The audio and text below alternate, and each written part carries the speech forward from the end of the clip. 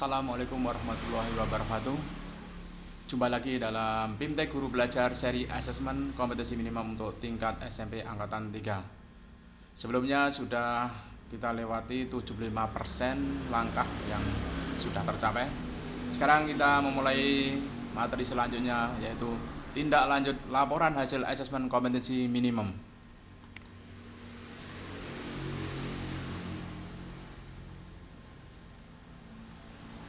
Mengidentifikasi 4 kategori tingkat penguasaan kompetensi. Anda telah sampai pada topik yang terakhir dari BIMTEK Guru Belajar seri Asesmen Kompetensi Minimum. Pada topik-topik sebelumnya Anda telah memahami mengenai konsep asesmen nasional, teknik pelaksanaannya, AKM sebagai bagian dari AN, serta memahami contoh-contoh butir soal AKM, literasi membaca, dan numerasi. Sekarang Anda akan menggali pemahaman mengenai apa yang terjadi setelah asesmen kompetensi minimum dilaksanakan. Tahap lanjutan setelah pelaksanaan asesmen kompetensi minimum adalah tahap pelaporan hasil asesmen. Sesuai dengan tujuannya, asesmen kompetensi minimum dirancang untuk memberikan informasi mengenai tingkat kompetensi dasar siswa berupa kompetensi literasi membaca dan numerasi. Dari laporan hasil asesmen kompetensi tersebut, satuan pendidikan dapat melihat tingkat penguasaan kompetensi siswanya.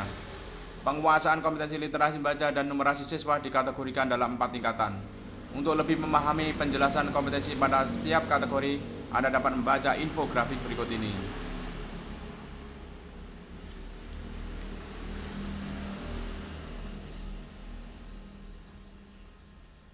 Hasil AKM dilaporkan dalam 4 kelompok yang menggambarkan tingkat kompetensi yang berbeda. Literasi. Kelompok perlu intervensi khusus. Detail tingkat kompetensi. Murid belum mampu menemukan dan mengambil informasi eksplisit yang ada dalam teks ataupun membuat interpretasi sederhana. Dasar. Murid mampu menemukan dan mengambil informasi eksplisit yang ada dalam teks serta membuat interpretasi sederhana. Cakap. Murid mampu membuat interpretasi dari informasi implisit yang ada dalam teks, mampu membuat simpulan dari hasil integrasi beberapa informasi dalam teks. Mahir, murid mampu mengintegrasikan beberapa informasi lintas teks, mengevaluasi isi, kualitas, cara penulisan suatu teks, dan bersikap reflektif terhadap isi teks.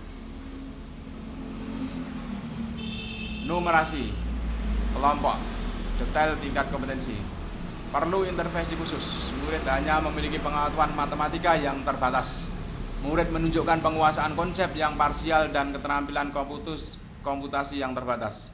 Dasar.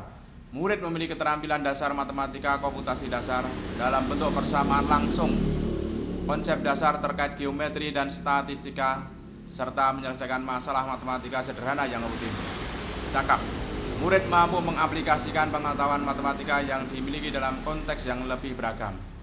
Mahir, murid mampu bernalar untuk menyelesaikan masalah kompleks serta non-rutin berdasarkan konsep matematika yang dimilikinya.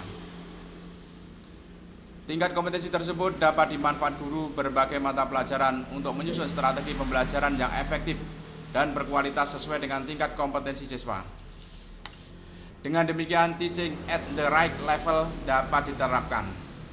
Pembelajaran yang dirancang dengan memperhatikan tingkat capaian siswa akan memudahkan siswa menguasai konsep, keterampilan, dan konten yang diharapkan pada suatu mata pelajaran. Anda dapat membaca informasi selengkapnya pada tautan berikut ini, AKM dan implikasinya pada pembelajaran.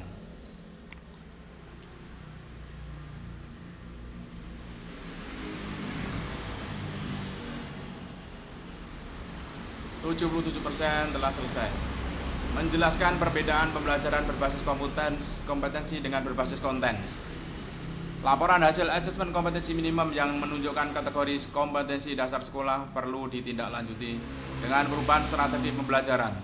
Sejalan dengan tujuan asesmen nasional untuk mencapai kompetensi siswa dan peningkatan mutu pendidikan, maka praktek pembelajaran pun sedikit demi sedikit perlu berubah dari pembelajaran yang berbasis konten menuju pembelajaran yang berbasis kompetensi.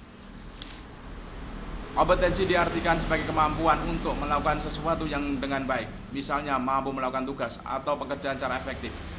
Kompetensi juga mencakup pengetahuan dan keterampilan yang dibutuhkan untuk menyelesaikan soal, atau bahkan keterampilan yang jauh lebih besar dan lebih beragam, misalnya memimpin organisasi. Pada pembelajaran berbasis kompetensi, siswa diharapkan mampu mendemonstrasikan pengetahuan, penguasaan konsep, dan keterampilan dalam dan sebagai proses pembelajaran. Karakteristik utama dari pembelajaran berbasis kompetensi adalah fokusnya pada tingkat kepenguasaan. Dalam sistem pembelajaran berbasis kompetensi, siswa melakukan pembelajaran sesuai dengan tahapan penguasaan kompetensinya, hingga tuntas sebelum akhirnya mampu melanjutkan pada tahap penguasaan kompetensi berikutnya. Sebagai sebuah proses, pembelajaran berbasis kompetensi ini membutuhkan waktu sehingga sedikit demi sedikit siswa menunjukkan penguasaan pengetahuan, konsep, dan keterampilan untuk memecahkan masalah, termasuk menunjukkan karakter yang ingin dicapai, bukan sekedar menguasai konten materi pembelajaran semata. Kekuatan pembelajaran berbasis kompetensi terletak pada fleksibilitasnya karena siswa dapat bergerak dengan kecepatan belajar mereka sendiri. Ini mendukung siswa dengan latar belakang pengetahuan yang beragam, tingkat literasi yang berbeda, dan bakat terkait lainnya. Tantangan pembelajaran berbasis kompetensi bagi guru antara lain adalah kemampuan untuk mengidentifikasi tahapan kompetensi dasar siswa termasuk literasi dan numerasi. Namun laporan hasil AKM dapat membantu memetakan tahapan kompetensi siswa.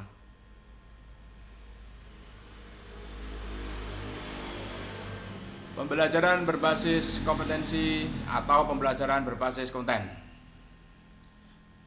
Berbasis kompetensi berpusat pada kebutuhan, belajar untuk pemahaman konsep dan keterampilan, menunjukkan kinerja dengan menerapkan konsep, pembelajaran terkait dengan konteks kehidupan nyata siswa, orientasi pada proses dan penguasaan kompetensi. Berbasis konten, berpusat pada materi pelajaran, belajar untuk cakupan materi, menjawab serangkaian pertanyaan tes berdasarkan topik, pembelajaran kurang atau tidak terkait dengan konteks kehidupan garis nyata siswa, orientasi pada nilai akhir.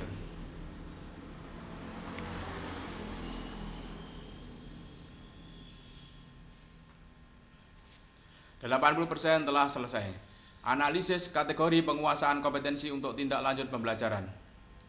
Tidak semua siswa akan mencapai level mahir dalam waktu yang bersamaan. Tetapi setiap usaha dan proses yang dilakukan siswa untuk mencapai level yang lebih tinggi tentu akan menunjukkan peningkatan kinerja siswa, di mana siswa menjadi lebih fasih dan terampil. Kefasihan mengacu pada kelancaran mereka dalam melakukan pekerjaannya. Siswa menjadi lebih yakin pada kemampuannya jika siswa dapat naik ke level penguasaan yang lebih tinggi. Keterampilan mengacu pada kemampuan untuk beradaptasi dan bereaksi terhadap situasi baru untuk bergerak dengan cepat berdasarkan informasi baru. Setiap kategori tingkat penguasaan kompetensi, sebagaimana telah dibahas pada aktivitas sebelumnya, tentu memiliki kebutuhan dan pendekatan tersendiri. Sebelum menentukan tindak lanjut yang tepat, guru perlu menganalisis setiap kategori kompetensi siswanya. Pada infografik berikut ini disajikan contoh analisis tingkat kompetensi berdasarkan kebutuhan, pendekatan, struktur pembelajaran. Penjelasan ini diadaptasi dari penjelasan tahapan penguasaan Mark Rosenberg 2012. Silakan baca dan mencermatinya.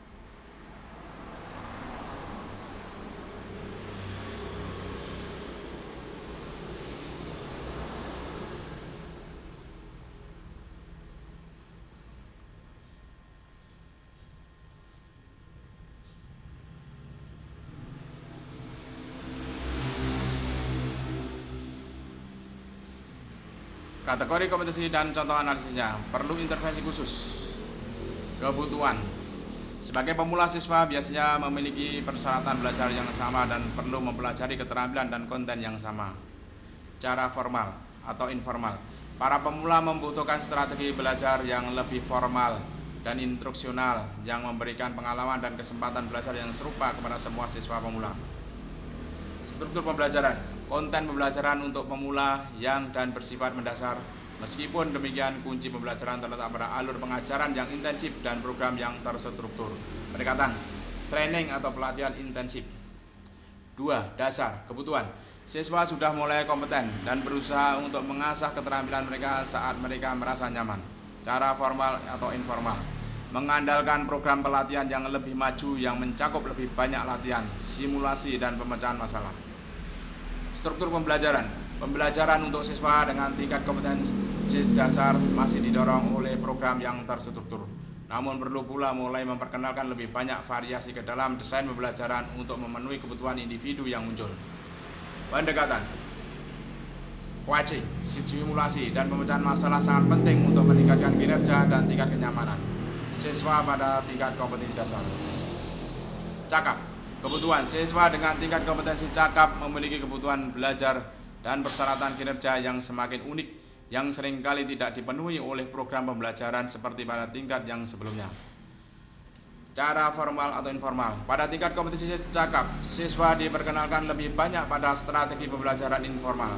Dalam hal ini, konteks lingkungan belajar bertransisi dari ruang kelas ke konteks yang lebih nyata. Struktur pembelajaran.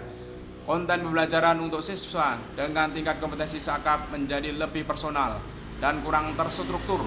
Desain pembelajaran mulai bergeser pada demonstrasi kinerja. Berikatan.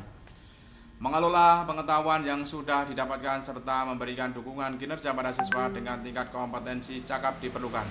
Pembelajaran sosial muncul sebagai kesempatan belajar dan kinerja di dalam konteks di luar sekolah. Kebutuhan siswa yang telah mahir atau bisa disebut pada tahap ahli memiliki kebutuhan pembelajaran dan persyaratan kinerja masing-masing master atau pakar, cenderung personal dan deskriptif mengenai dirinya sendiri, unik dan berbeda dengan yang lain. Cara formal atau informal. Bagi siswa dengan tingkat kompetensi mahir, pembelajaran merupakan aktivitas berbasis teman sebaya, kolaboratif, dan sosial. Mereka belajar dari satu sama lain. Struktur pembelajaran, strategi dan lingkungan pembelajaran yang disesuaikan tersedia untuk setiap siswa mahir, termasuk peluang untuk melakukan lebih banyak penelitian secara mandiri dan kolaboratif. Pendekatan. Pembelajaran yang sifatnya kolaboratif adalah kunci bagi siswa mahir, termasuk pembelajaran yang melibatkan kemampuan untuk belajar melalui inovasi dan proses penemuan. Menjadi guru, mentor, atau pelatih bagi orang lain adalah strategi pembelajaran penting lainnya.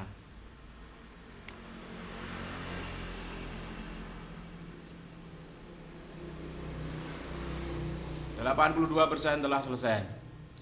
Materi selanjutnya, merekomendasikan strategi pembelajaran berdasarkan hasil laporan asesmen kompetensi minimum. Dengan penjelasan dan ilustrasi yang diberikan, diharapkan guru dan pemangku kepentingan pendidikan lainnya dapat memperoleh gambaran AKM secara komprehensif.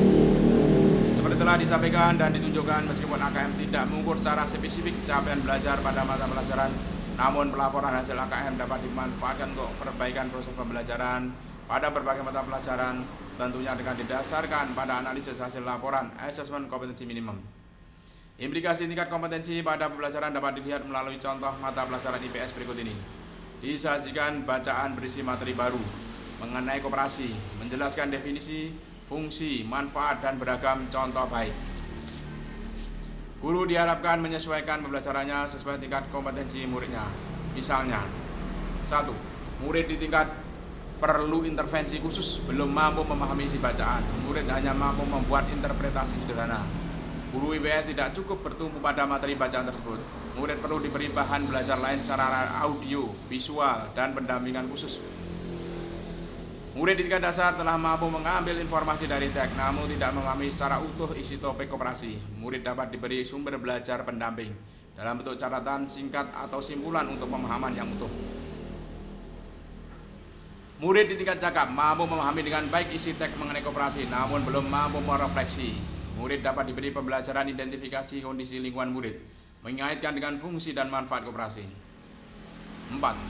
Murid di tingkat mahir mampu memahami isi bacaan dan merefleksi kegunaan koperasi dari teks yang diberikan oleh guru. Guru dapat melakukan pembelajaran berupa menyusun beragam strategi pemanfaatan koperasi. Untuk melihat contoh-contoh ragam strategi pembelajaran berdasarkan kategori tingkat penguasaan kompetensi, Anda dapat membaca lebih jauh pada tautan berikut ini, AKM dan implikasinya pada pembelajaran.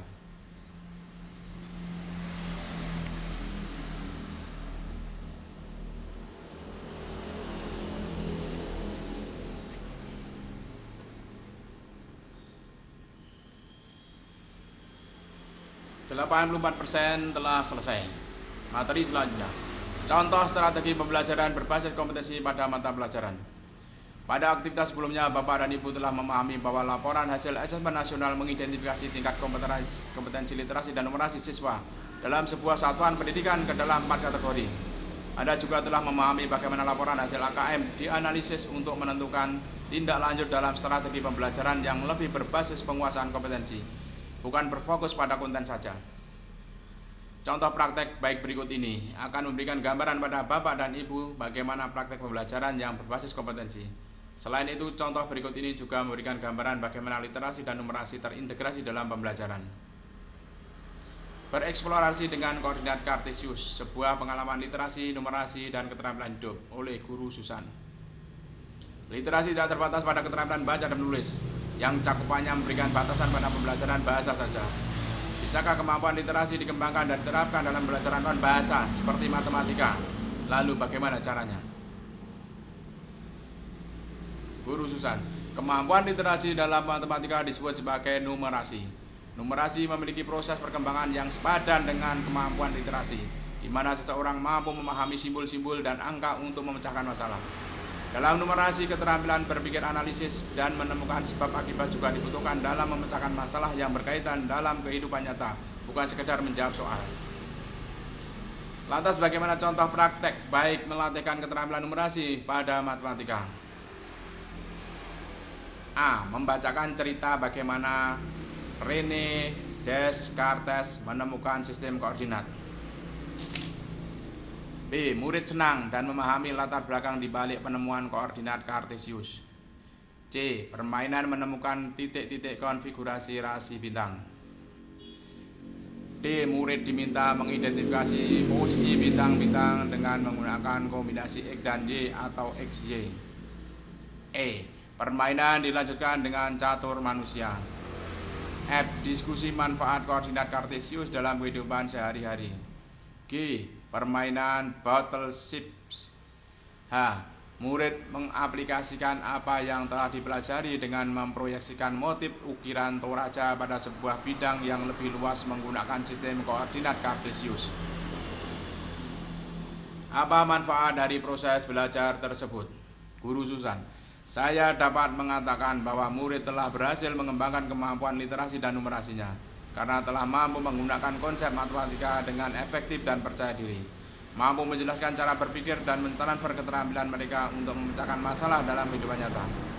Mereka terus membangun kepercayaan bahwa matematika bukan sekedar pelajaran yang harus mereka hadapi di kelas, tetapi merupakan sebuah keterampilan hidup yang membawa banyak manfaat bagi mereka.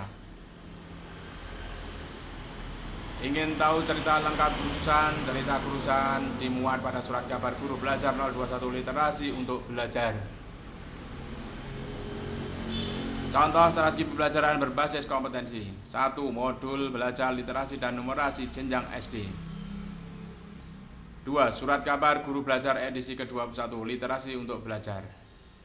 Silakan melanjutkan ke aktivitas berikutnya. Jangan lupa tandai selesai lalu lanjutkan.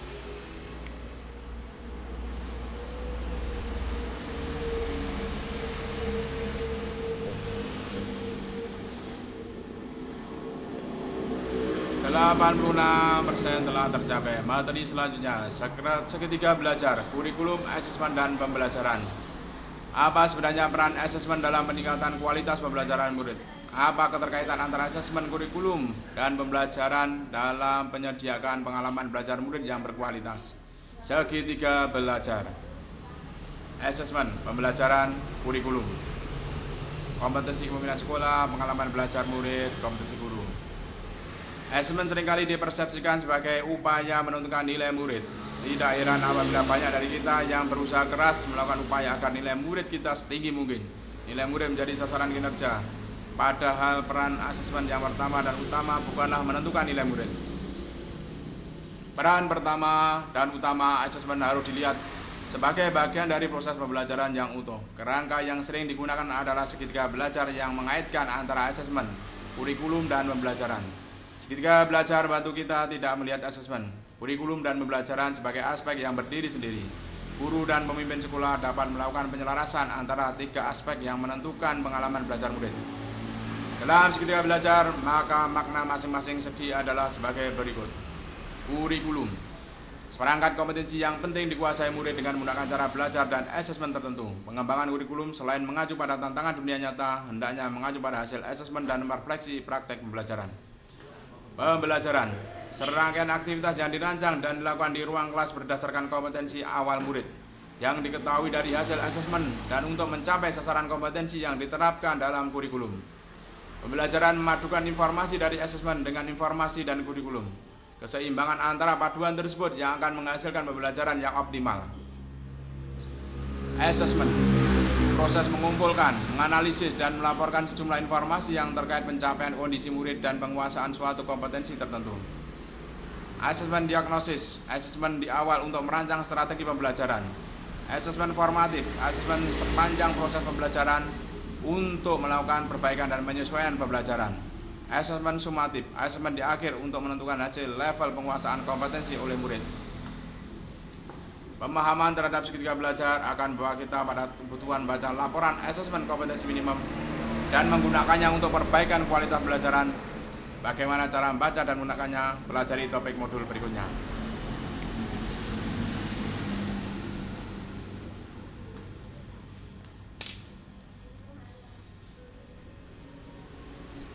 %88 selesai. Kuis tindak lanjut laporan hasil AKM.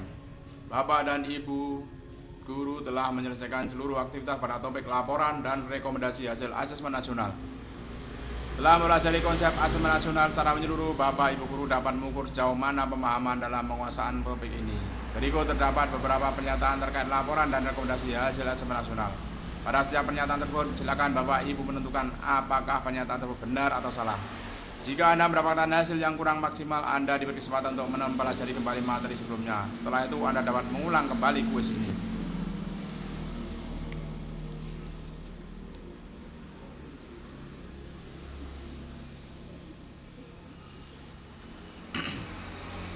%88 kuis tidak lanjut laporan hasil AKM. Pelaporan hasil asesmen kompetensi minimum dirancang untuk memberikan informasi mengenai tingkat kompetensi siswa pada kompetensi dasar literasi membaca dan numerasi pada satuan pendidikan. Benar.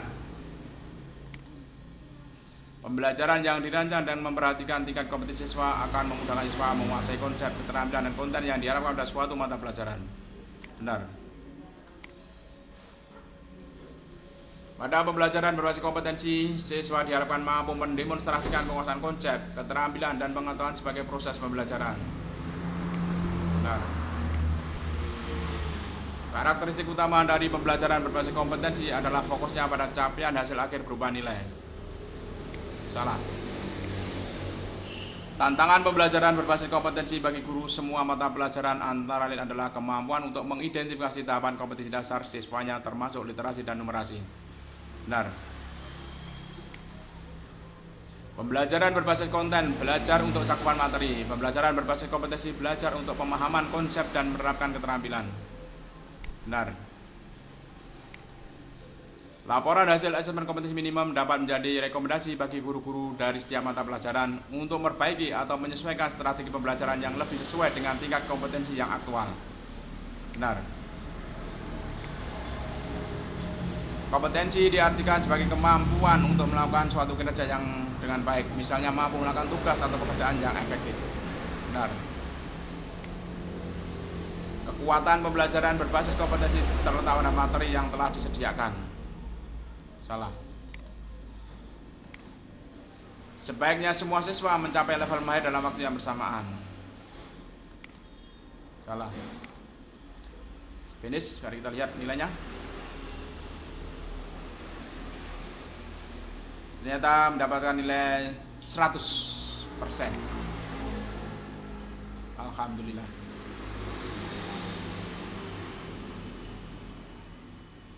%91 selesai. Perayaan, belajar, dan refleksi topik 5. Tindak lanjut laporan hasil AKM. Selamat, Anda telah menyelesaikan kuis tindak lanjut laporan hasil asesmen kompetensi minimum. Itu artinya Anda telah mempelajari seluruh materi pada topik tindak lanjut laporan hasil asesmen kompetensi minimum. Anda mendapatkan 5 lencana. Terima kasih Anda telah berkomitmen menyelesaikan topik ini hingga selesai. Setelah ini Anda dapat melanjutkan ke pengimbasan. Sebelum melanjutkan ke topik berikutnya, mari merefleksikan apa yang telah Anda pelajari.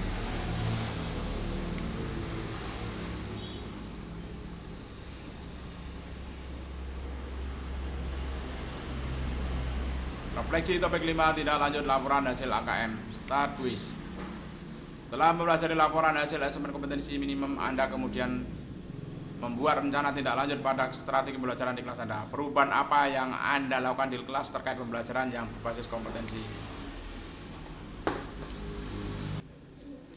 Perubahan strategi pembelajaran.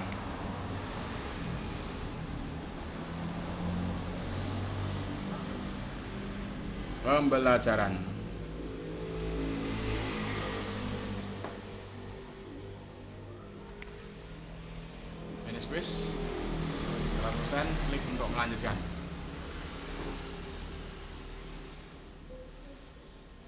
93% selesai untuk materi tindak lanjut laporan hasil asesmen kompetensi minimum.